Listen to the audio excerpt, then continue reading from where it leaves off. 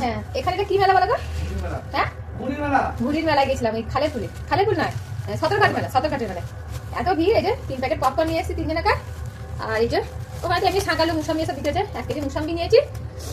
আর এই যে মোমোটা ওখানে নয়, মোমোটা আমি এখানে এসে নিলাম। সেটা ফুচকা খাওয়া ছিল, যা ধুলো বাবারে বাবা, ফুচকা ওখানে খাওয়া যাবে না। 1 প্লেট আমরা ভেজ মোমো আর 1 প্লেট চিকেন মোমো নিয়েছি। ঠিক আছে, চিকেন, এটা চিকেন, এই দুটো তুলে নিই আর ওকে দুটো দিয়ে দিই। তার সঙ্গে যে স্যুপ আছে,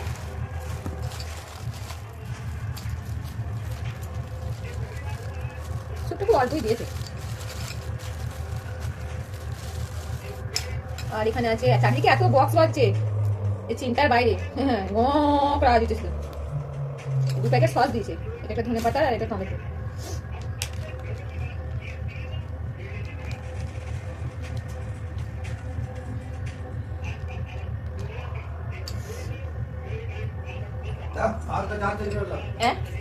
দাঁড়াও, আর একটা জিনিস এনেছি, এই 2 প্যাকেট, 2টি বাদাম পাটালি এনেছি।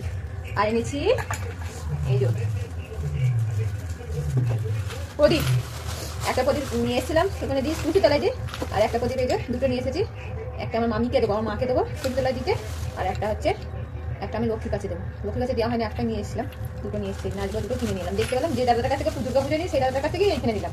চলো এবার খাবার নিয়ে যা, এবার আমরা খাবো।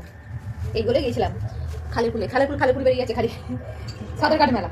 আর আমি এই মেলাটা এই প্রথম, এত বছর বিয়েছে, 15 বছর আমাদের মানে গ্রাম থেকে সবাই আছে, আমি এখানে 2-3 বছর রয়েছি, তাও আমি যাইনি। এবছর আমি খুব জেদ করেছি, আমি এবার দেখতে যাবো। আমাদের মাঠের কালী মেলায় যেরকম হয় ভিড়, এখানে ঠিক সেরকম মেলা, সেরকম ভিড়। বাবারে নমস্কার ভাই, ওখানে তো আমরা ঠাকুরের জন্য যাই, শুধু মাকে দর্শন করার জন্য যাই।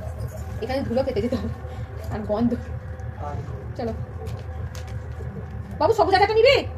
সবুজ আচার একটু দিয়েছি তো পাতে।